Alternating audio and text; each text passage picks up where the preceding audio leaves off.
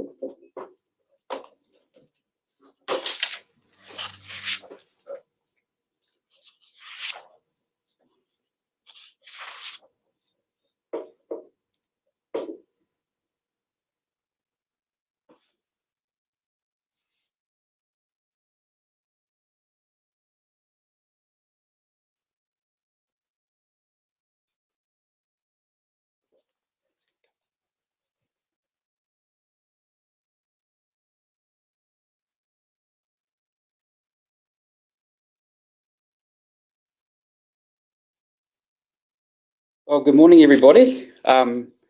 Welcome to this session on the exception process, this webinar. And firstly, I just want to say a big thanks to you all for taking this time out of a busy week and a busy time of year to come and have a discussion with us on webinar on the exception process. And it's just an amazing chance and opportunity for us to just process together. And I'm hoping that you can all see me and see us in the room here. So a big hi from us here in Christchurch. I'm Phil, and I just thought I would go around the room and introduce the folks we have here in the room, because there's some from the Spatial and Requests team and some invited guests. So we have Fern Gabber. You'll recognise her name if you've been doing exceptions. She's one of our Spatial and Requests analysts, and also a co-author of this session. So it's a big help to us. Sharon Woodward is our manager, and you may have met her before when we cut to, if you watched the last session and we had a bit of a technical hiccup. Sitting next to Sharon is Karen Farrell, and Karen's our operations business manager, and it's so good to have you on board, Karen, so welcome here. She's going to sit in with us. And Lana Burtonshaw, who's one of our spatial analysts, and you'll have seen her name on the bottom of requests, I'm sure. So again, thank you very much for making the time to come, and we've got quite a bit to cover today, so we'll crack on into it. So yeah, I just wanted to acknowledge also the contribution of one of our other analysts in Hamilton, Grant Finlay, who's watching as well. Grant, thank you so much for your efforts in putting this session together as well. And a big thanks to Max Will at Survey and Spatial. Max is behind the camera producing this today. We're using a different platform, and he's on the studio, sort of making sure it all works for us. So, and he's done all the advertising and taken the registration. So thanks, Max. Right, let's crack on into the show. As with previous sessions, we are accepting questions through the Slido app. We won't be able to have time to answer them live, unfortunately. We've actually got quite a bit to cover today, but we will take all questions offline and email the questions and answers out to everybody at the end of the session. So please feel free to note things down and send us in your questions, either during this hour or even afterwards. No problem. Yes, please include your contact details so that we can address what your question is. Right, what are we going to cover today? So we've been on this journey for quite a while now, and this is the fourth session, and those of you who've been with us through all four will know a bit of the history about what we've been covering in these sessions, but we just wanted to start off by saying thanks to surveys, to people who are interacting with us in the exception process, because we have really noticed a marked improvement in the quality of the requests coming in, the data, the amount of data, the comprehensive nature of the comments, and it's just been really awesome. So what I want to do is actually show a couple of really good examples just to say thanks. And then we're going to look at some other things that you can do to set your request up for success. We know this is a busy time of year, and it's only going to get busier, and our energy levels get lower, so things tend to back up. But there are some pointers we'd love to leave with you just so that you can prepare in advance for issues that you may find. So we're going to look at reviewing data, which is a step that we'd love to encourage you to do from the outset when the CSD is being prepared in Landonline. We're going to look at mark linking, why that's so important. It seems such a small task in the overall process, but it has such a big effect on the efficiency of the process. We're going to look a bit at reporting. What you tell us makes a big difference to what we can do. And also maybe touch on some supporting documents. If we've got time, we'll go through a couple of examples which have come in, which have quite a big interest factor. I think we'll have an interest factor. So just to give you a context for where we are, since our team's been in existence, which was June 2018, we've processed over 2,000 exception requests, which continues to average about 6 a day. So for our team, that's a constant demand for us. Interesting to see what comes in, and just realizing that there's 11,000 CSDs lodged per year. There's a fair significant amount come in on that exception request and we acknowledge that the reason that is Landonline causes these issues, and that's what we're here to do. So I just thought you'd be interested in that number. Just quickly reviewing again, there is a page on the LINZ website that holds information on exception requests, and we're looking to update these all the time. So the easiest way to find it is to go to the LINZ homepage, put in the word exception in the search box, and just go search, and you'll get a list of options. The most helpful page to start on is the one headed exception requests, as noted on the screen slide there.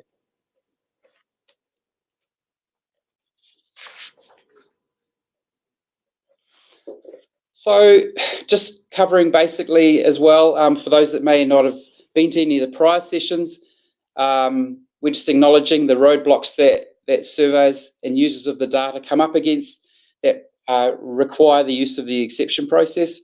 And we've just highlighted a few here: variable data accuracy in Landonline, and that comes from the accuracy of the original data, and also the amount of work done since Landonline's been implemented. So some urban areas have high accuracy, a lot of rural areas have a lot lower accuracy, and where there are hydro parcels and water parcels, we all know it's another level of complexity again. So there are issues with hydro parcels, mandatory missed marks.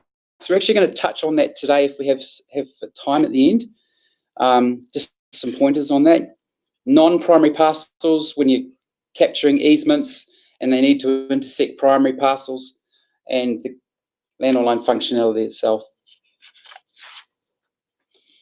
So in the third session, actually in the second session when we're talking about water boundaries, we brought out this little slide, and this applies to any issues around data. When you're looking at what do I rely on in terms of authority data, this little slide is something to keep in mind. The heap. It's the physical position next in line, and lastly, the Landonline spatial depiction. And sometimes we're seeing this inverted, where the Landonline spatial depiction used as authoritative data, and we just want to encourage you to treat this carefully. It's the approved plan, followed by the physical position with relations to especially irregular and water boundaries that take priority. So as a team, just want to cover again our mandate. So our mandate is purely within these parameters in order we can correct Landonline to reflect the approved record, reflect the plans, and we can amend Landonline when the definition is obscure, and that we've been given really good evidence to support the case for the new definition. So if we push back and say on the request and say, please provide more information, we need to know where the definition comes from. What we're after is we need to know which plans we use to support the definition. We need to know how the boundaries, the new boundaries were defined and the basis for which that definition has been arrived at.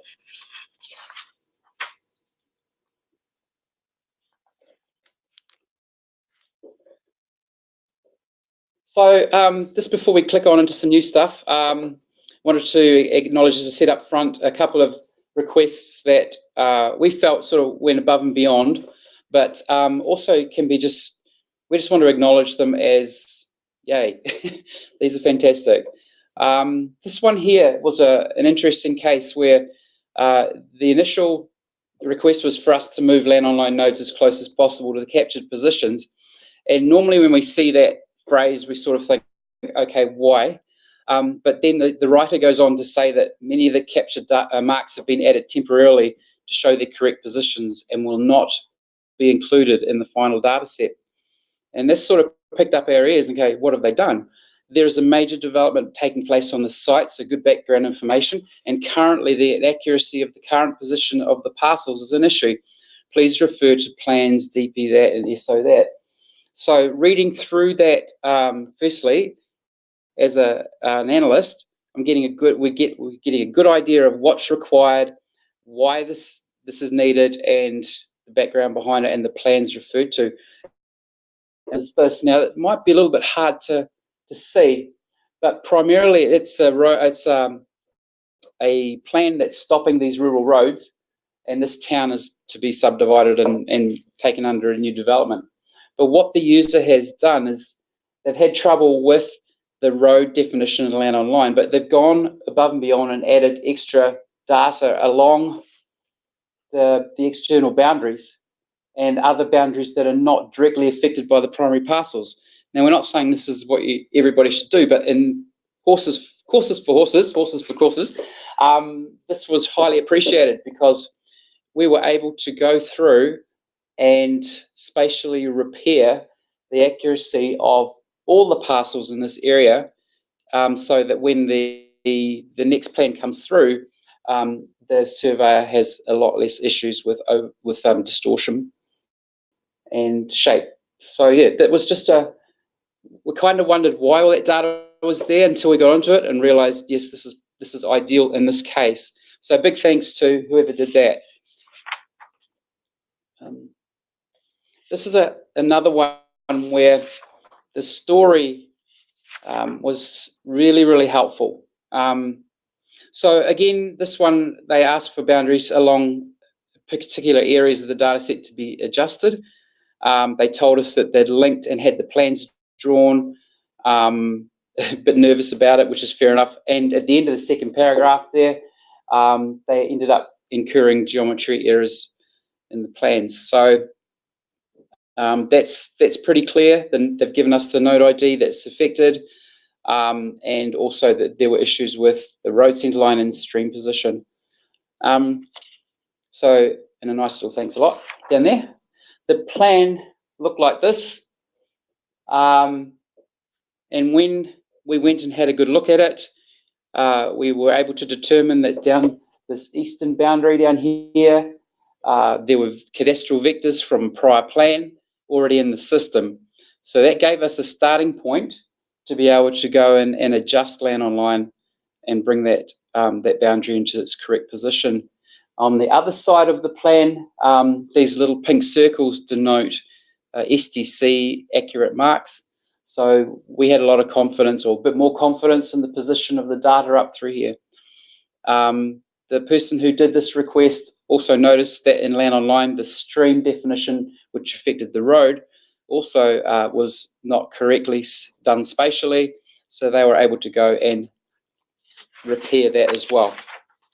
And the outcome looked a lot like this. Not only was the eastern boundary repaired and spatial accuracy, but the new adjustment that we ran was able to assign an STC accurate status to these marks. So that anchors the data, the new data, on this side as well as this side. And we did some work on the stream as well. So a big thanks to people, and we recognise that this is kind of an example of what we are seeing, and just wanted to acknowledge that the effort put in is greatly appreciated.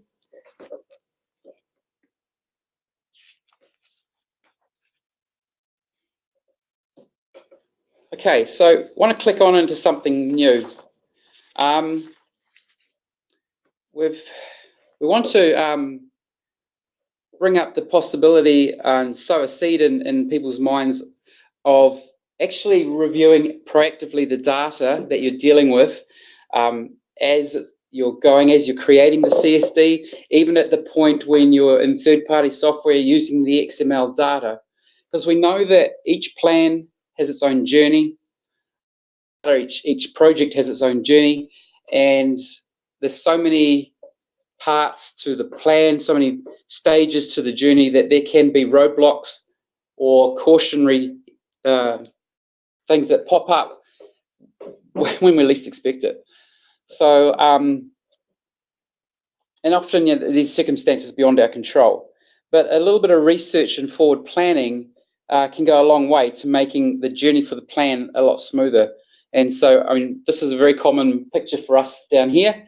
I had to get pictures of road cones because our city, Christchurch, is littered with them, though not as much as it used to be. The ubiquitous flashing road sign, expect delays. Oh, can I tell them? So Sharon's in the room here, and her and her husband went to Picton last weekend to celebrate their wedding anniversary. And what was supposed to be a 4-hour and 45-minute journey lasted over 7 hours due to roadworks. And we all know how frustrating that can be. But this little screenshot on the right-hand side shows that you can, with a little bit of research, determine where the roadblocks might be on your journey. And this is kind of what we want to highlight, is maybe some of those areas that could potentially cause issues going forward. So it's wise to be prepared, especially at this time of year when our energy is low and our demands are high. So in this section, we just want to run through, it's a bit of a checklist on how to do data review. And if this is something that would interest you, this whole presentation will be made available as a PDF file, and Max at Spatial and Survey and Spatial to send that out by email. So if it looks like a lot of words right now, don't be too concerned. You can refer to it later on, but we want to show you what we're thinking. So data review, it's wise to be prepared. And these are some of the things which we want to highlight as part of the review of the data. So what network control marks are available to link up first? So how is your data tied into control? We'll go into some of these in a bit more detail, so we'll just highlight them here. What SDC boundary marks are available to be linked? Now, SDC, if you're not familiar with it, is those little pink circles we highlighted earlier. A slide coming up will show you how to turn that layer on if you're not familiar with it.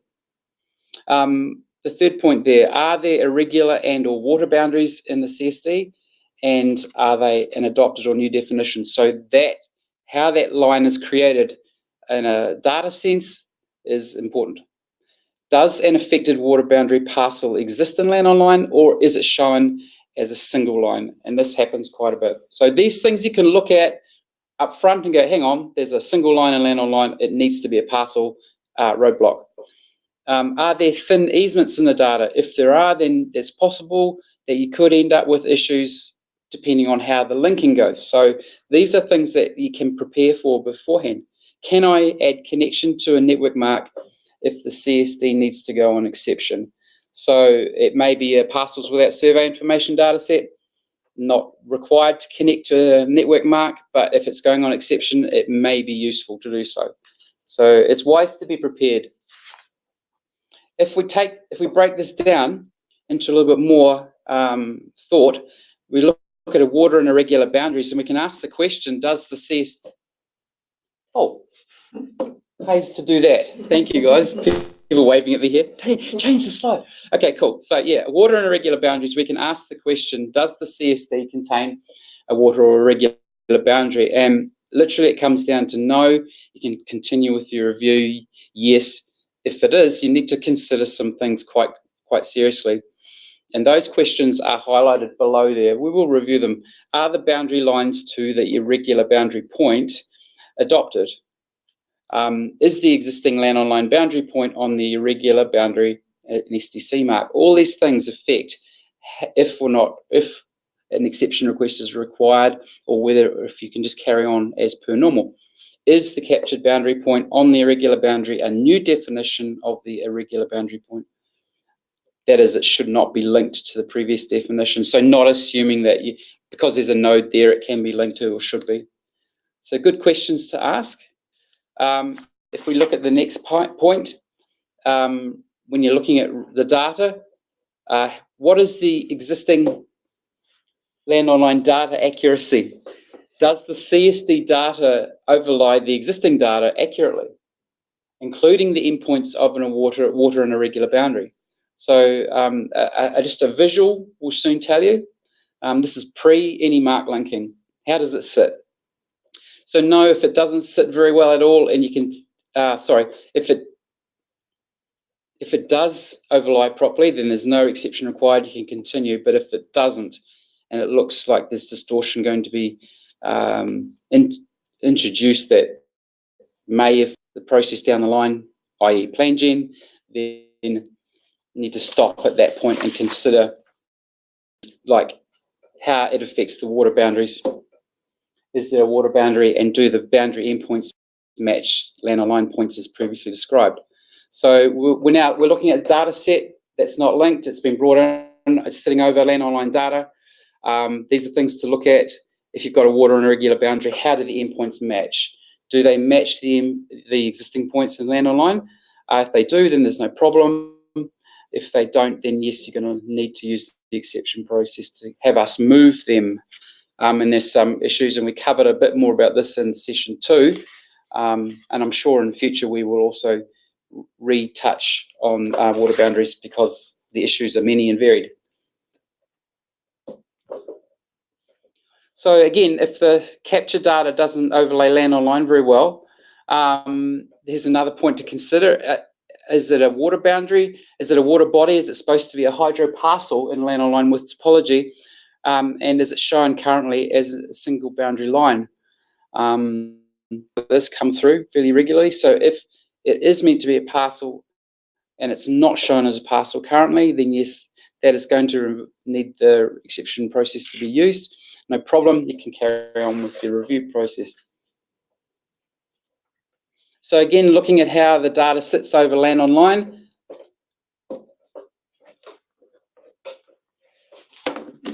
does the captured water boundary cross over the adjoining primary parcel? Literally, does it look like an encroachment, but it's not supposed to be an encroachment? If it does, then that's another key that you probably need to go through the exception process. If not, then carry on with review. So this one is, again, are there any thin easements in the new data that are likely to distort and generate geometry errors if the new boundary points are linked to the existing boundary points? Again, yes, if it is, you're likely to have to need to use the exception process. Are we on the right side? It's this one. That one there, yep. So yes, you will need to use the exception process if there are thin easements and there's a lot of movement. No, and carry on with review. Yep. So then again, there's the old thing we have here is, are the underlying Landonline boundaries wildly wrong in their position and likely to generate difficulty for plan gen? We are in discovering that the adjustment and transformation routine in plan generation is sometimes still not dealing with distortion very well. And 99% of the time it seems to be fine, but there's been a few cases come through where there's distortion in the plans, so we're just getting to the bottom of that at the moment. But yeah, so if the Landonline boundaries are significantly different, then there's possibility the exception process may be needed. If not, then at this point we've done really the data review, and we can carry on with mark linking and proceed with the submission process.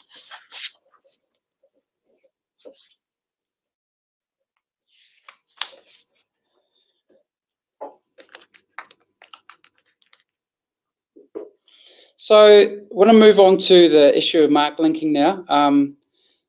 leading on from data review, if we've gone through all the data review and we're still happy, and this the plan, or decided the plan needs to go on an exception, then we need to look at how the mark linking is tackled.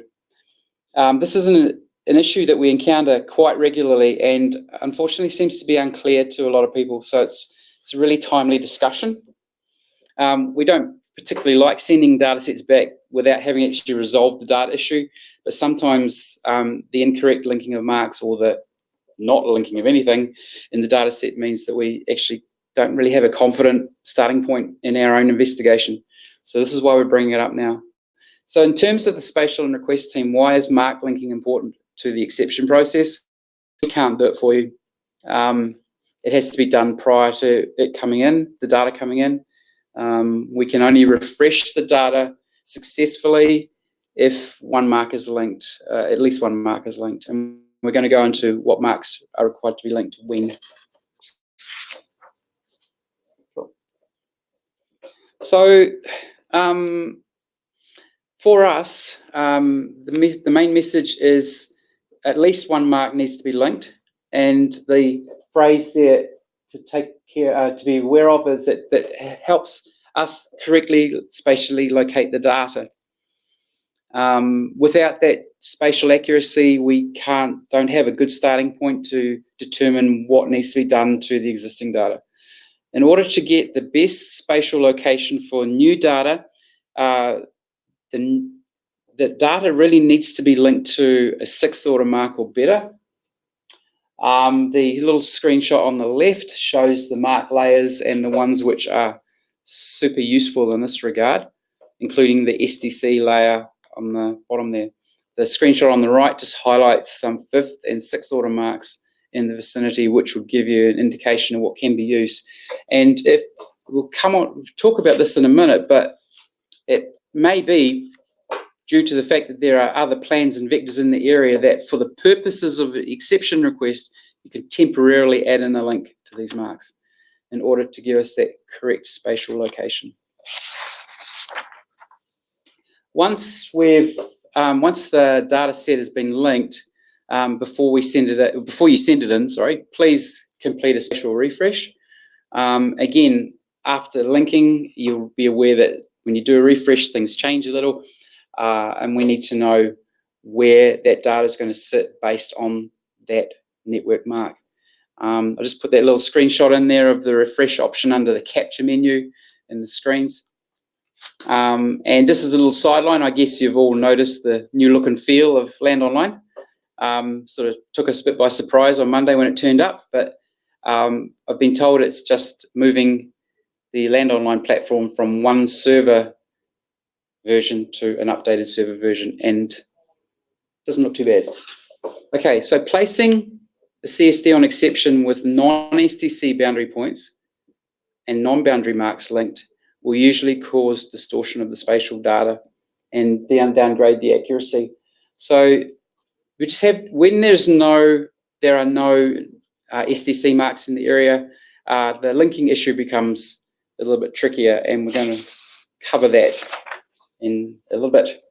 So the basic thought around linking to control marks is, if you are generating a 1949 or datum 2000 CSD that is in terms of geodetic, that you can get away with just one mark linked as long as that mark is of a suitable order, and we've got that hierarchy down below. If it's an OCD datum data set, which is perfectly okay, if it's coming in for exception, you'll need to have 2 marks linked, and in fact, in order to create link the parcels, you need 2 marks linked anyway. So yeah, there's at least 2. However, and we'll get to that in a minute. So the hierarchy of marks is the order 0 to 6s are the best if you can find that. 7th order STC boundary marks are helpful if there's no 0 to 6 order in the way in the area, and down to 8th order, which is still good accuracy. But if there's nothing in the area, and we acknowledge that there are a lot of areas with no STC, then we're suggesting consider adding a temporary connection to a higher order mark, even if you have to go away using a series of adoptions. It just helps with that spatial accuracy. So just clicking into a couple of examples. So this example, this exception request came in asking us to amend the portrayal of the hydro boundary in Landonline, which is currently shown as a single line, and it's required to be a parcel with topology. This data set came in all linked up as shown here, so the little boxes around the marks show that the data is linked. And when our team looked at this, they turned on the STC layer to see what accuracy of marks is in the area, realized that the data linked was not linked to anything with higher order accuracy. So that brings up a question in our mind: how accurate is Landonline? So this one was sent back and we asked the user, the surveyor, to connect to at least one control mark. It's a bit unclear, but there's a mark, sixth order mark down in here, I believe is the one that was used. And then the user was asked to unlink all the boundary marks and do a refresh. Quite a significant difference in the depiction of the hydro boundary. Can you just flick back up? So from there linked to there unlinked. But this one's spatially accurate, and this is what we kind of needed. So if we zoom into the stream area, this is that same stream boundary distorted when the data was linked previously. You can see the single Landonline line running through here, and then the distorted new hydro parcel. It just didn't quite look right. And then after the data was sent back and linked to one mark and spatially refreshed, this is which was a lot closer to what the survey really needed. So again, it just highlights the need for caution around using existing data, and that STC mark layer is very helpful in determining what accuracy is in the area and how much reliance you can put on the mark linking. In terms of this exception request, as far as we're going, obviously for submission you need to link to it, and after approval there's an adjustment process which fixes Landonline. But for the purposes of exception processing, the underlying data needs to be treated with a lot of caution. And that allowed us to go ahead and create a hydro parcel, very faint blue parcel, based on this definition which mirrored the old plan. So a good outcome in the end, but just with everything all linked up and having to send it back, it just creates a little bit of inefficiency in the process.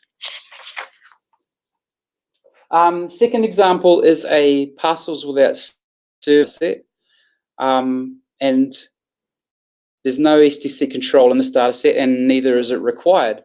But if the data set is coming in on exception, then we run into issues because we're not sure how spatially accurate that data is, especially if the request is asking us, like in this case, to add a missing boundary angle.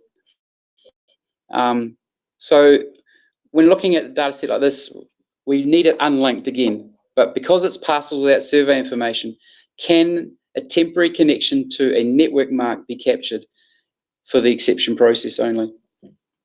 And in this case, it can. There's an STC mark here, the pink circle, possibly through adoptions from here to there and back along the plan would be a useful connection. Then all the boundary marks could be unlinked in the data set refreshed, and we'd all be a better understanding of how things sit. This one, where the surveyor was very kind and actually on request created extra control, traversing to extra control, and it was quite a long way away, but it really was required in this case. This data set came in on an exception process, and it was linked only to 10th order boundary marks, and there's no control in the area. And this is a rural survey, and it's quite a large area. So our first thought is, how do we determine the spatial accuracy of Landonline? And down below here are some marks that sit very closely to what our surveyor has captured, which led us to believe there's a new plan in this area, and there was. 10th order is not very accurate, but we wanted to know where the surveyor's capture should sit in terms of the data on this plan. So what we did is we captured a mark from this plan and just added it as a node into Landonline at this point.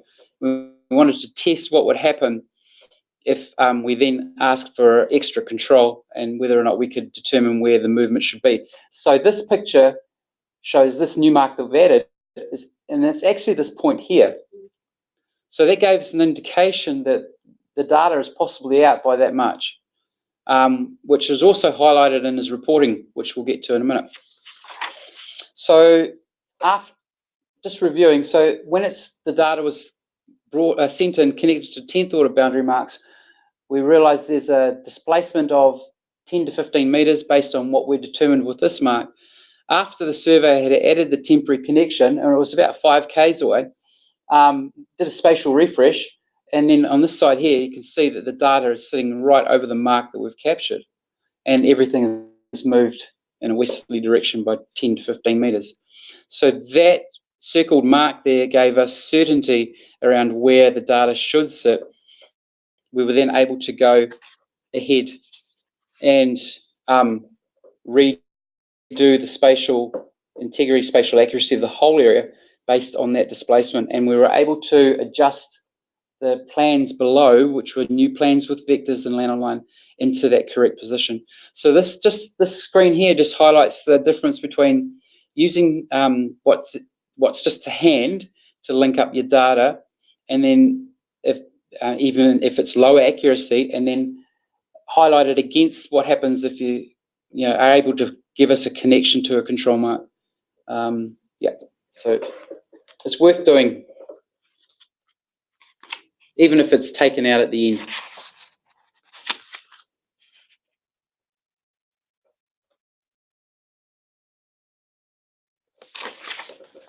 So moving on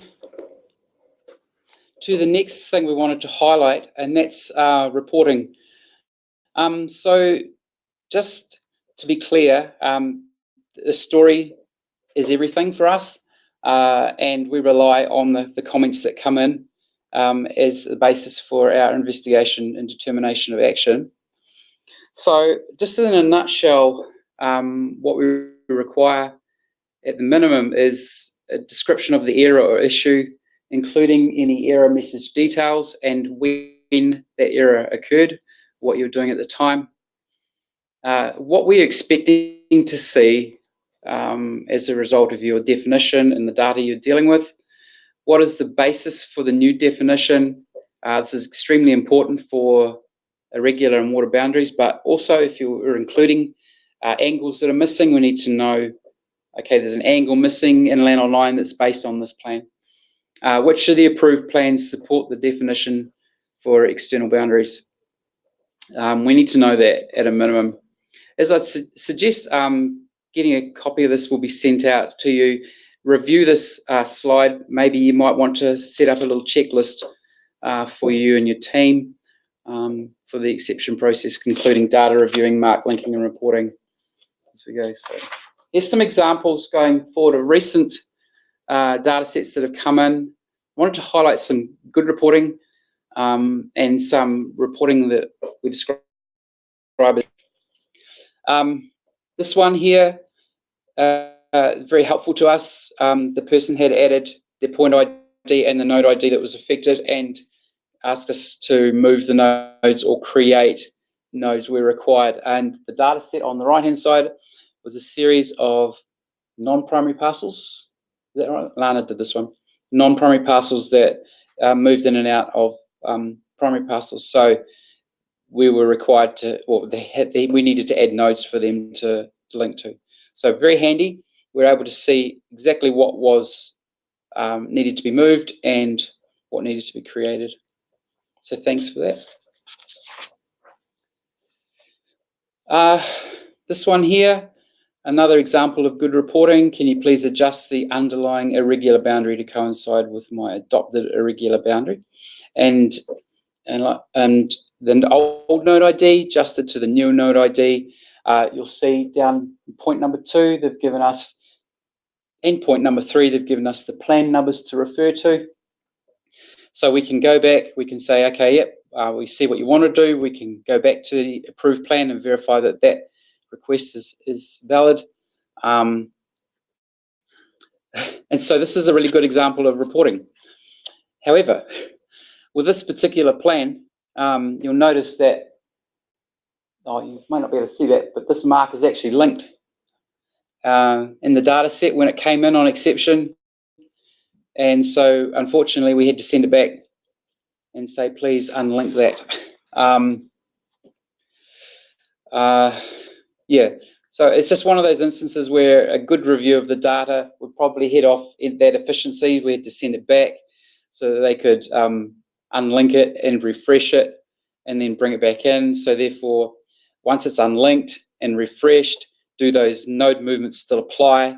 There's all these sort of things that come into play. So just be aware of that mark linking issue.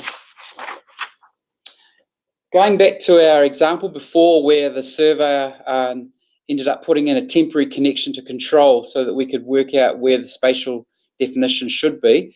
This is just highlighting the reporting that initially came in. It was very well written. Please amend the underlying parcel geometry. It appears to be poor alignment and consistency with the data at the southern end of the road, which we've highlighted in the screenshot, and at the top end of the road. They've noted a particular displacement of up to 20 metres, and they said while it can be prepared without these being linked, the addition of these nodes would be helpful and the movement would be helpful. Fortunately, we're able to point them in the right direction, get that connection put in, and then actually do some real amendment. So it was sent back with the request for new control, and then when it was returned back a second time again, the surveyor has given us the plans they've used in adopting the Travis to control. They've told us which connection they've been able to use, and yeah, it was just really helpful. This discussion going backwards and forwards with the data just meant that we were able to quickly move on the required edits. Just highlighting some reporting that needs a bit of a push. This kind of really doesn't cut it. Can you please adjust the boundaries to fit the survey?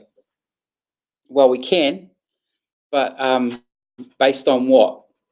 So we see this this is an instant return because what are the boundaries based on? What plans?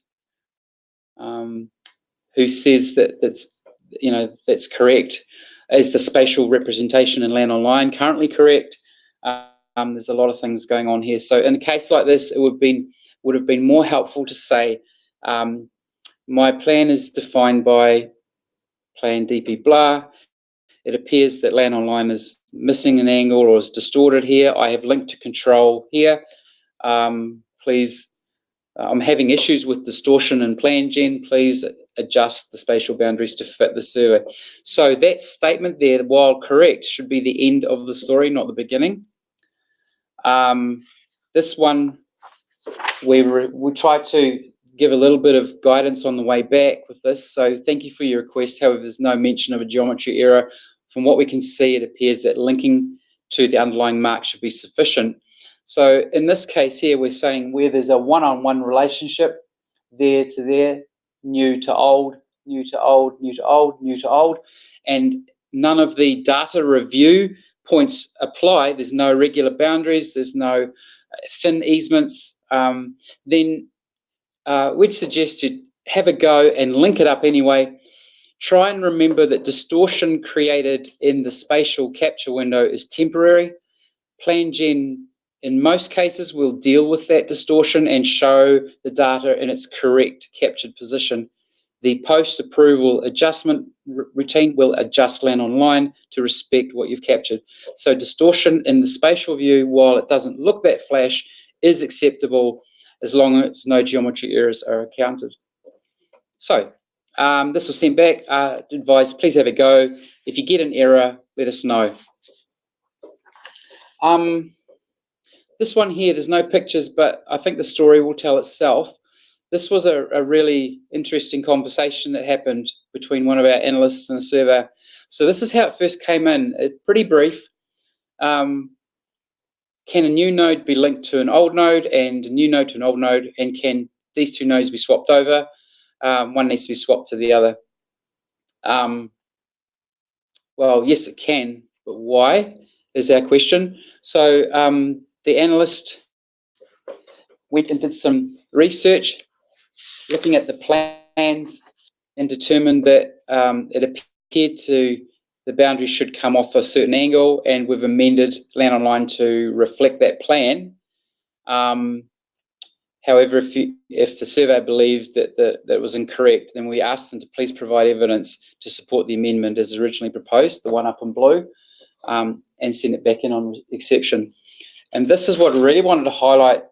The second request, I won't read it out, but you can see the amount of data in there compared to the first request.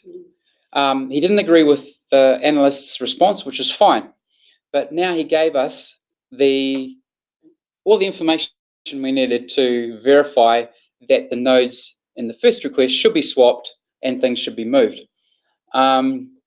Very, very helpful, and just allowed us to get straight on to that job, provided exactly the kind of evidence that we need when altering the cadastre. Landonline has been amended as requested.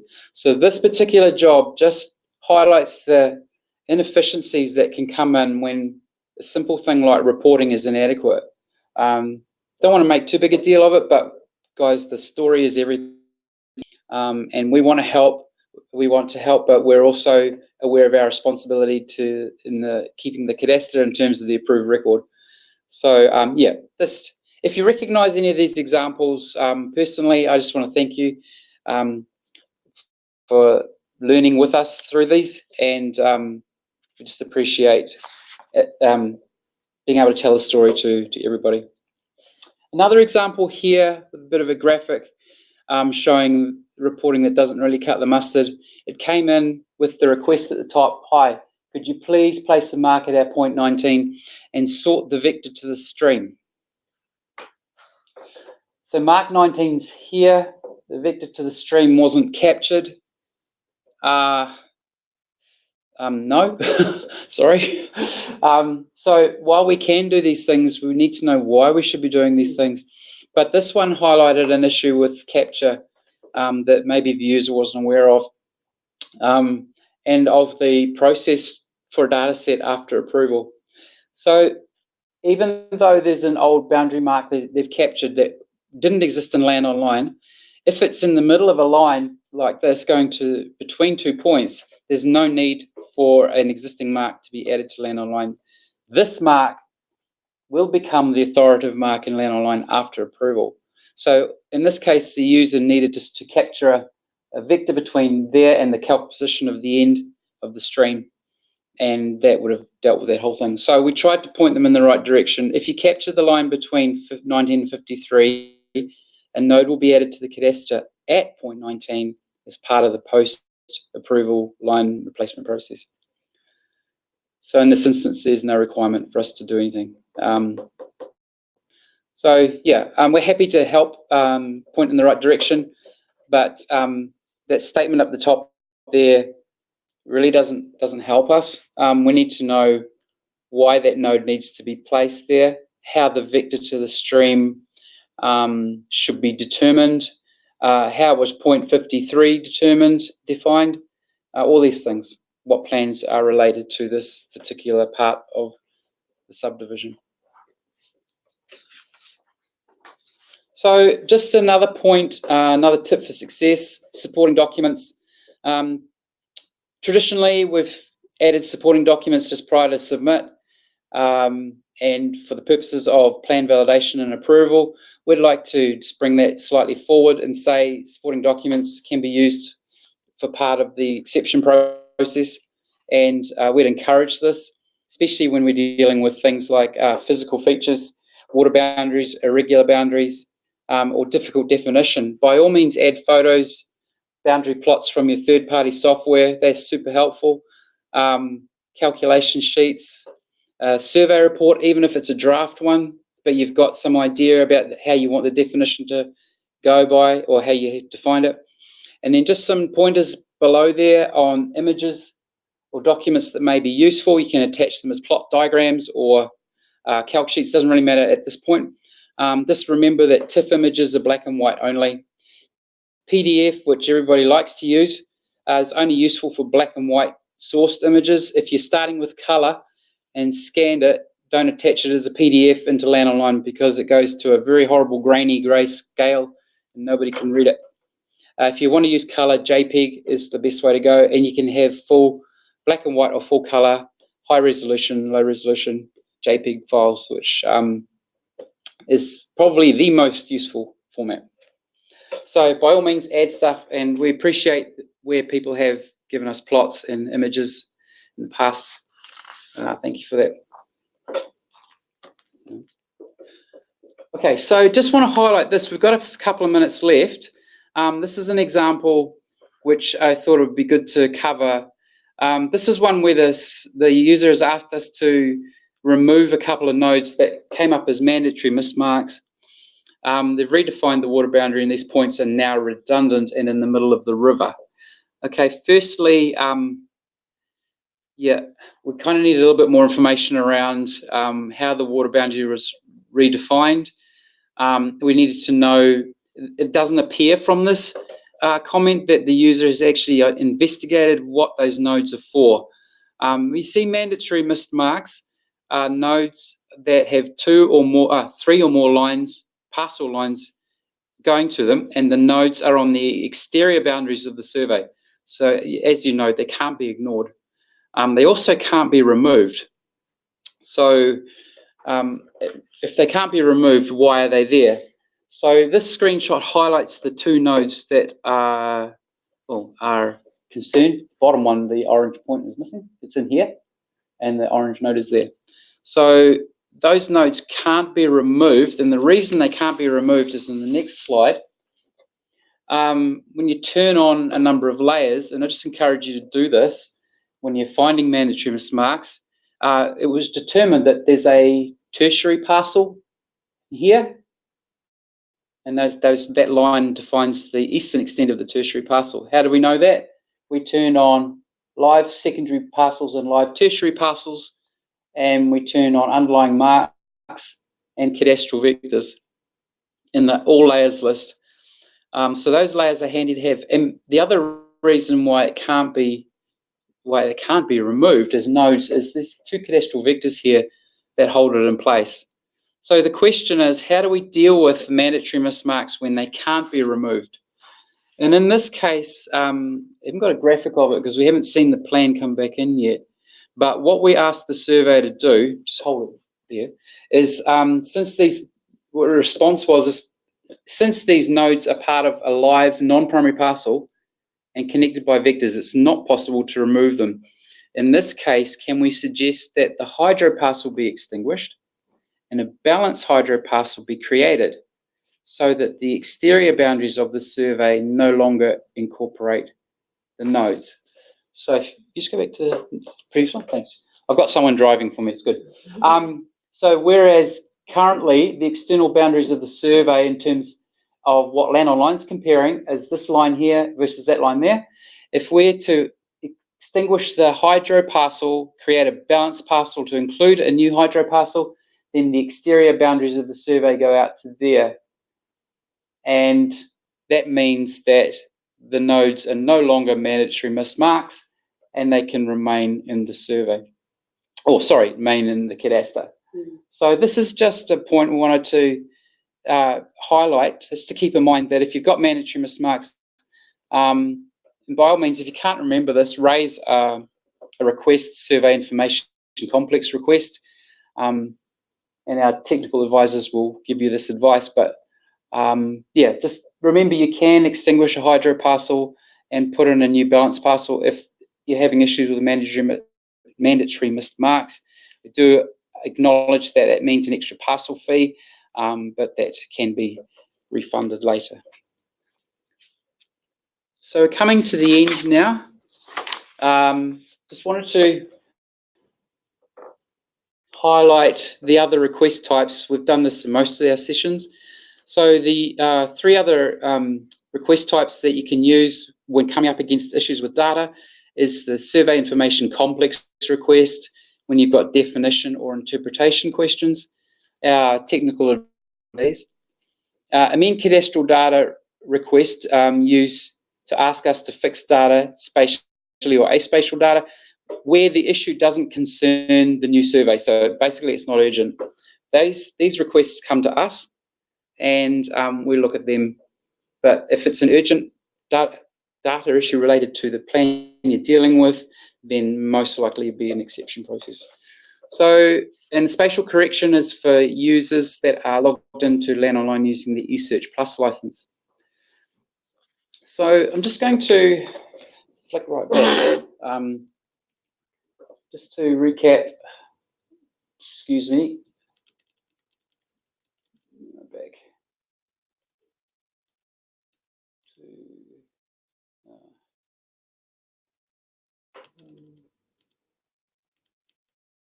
yeah. So just by a quick recap, what we've looked at today is primarily setting up the request for success. So going through your data review points before you get to linking and sending things in, reviewing the data, and we've gone through a number of scenarios, yes, no questions. Mark linking, the importance of linking mark before it comes in, the data comes in, and not linking too much to give us confidence in the spatial location of the data. Reporting, the need to give us a comprehensive story. The more you tell us, the more we can hook into that job and get it resolved in a timely manner. And just the use of supporting documents. Feel free to add as many as you need to get the story across. So just go back to the end. Sorry, I should have this done that way.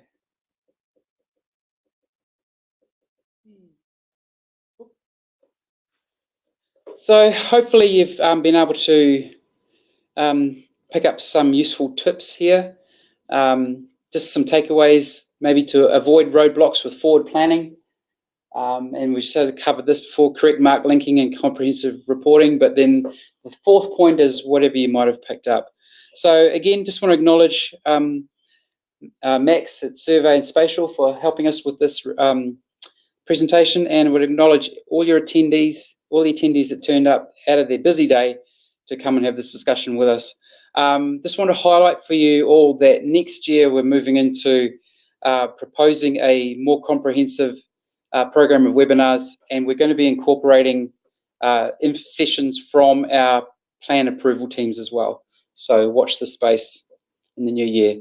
Until then, have a very safe, happy end of the year, and if you're going away on holidays, have a great time.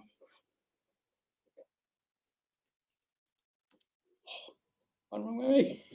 Go on.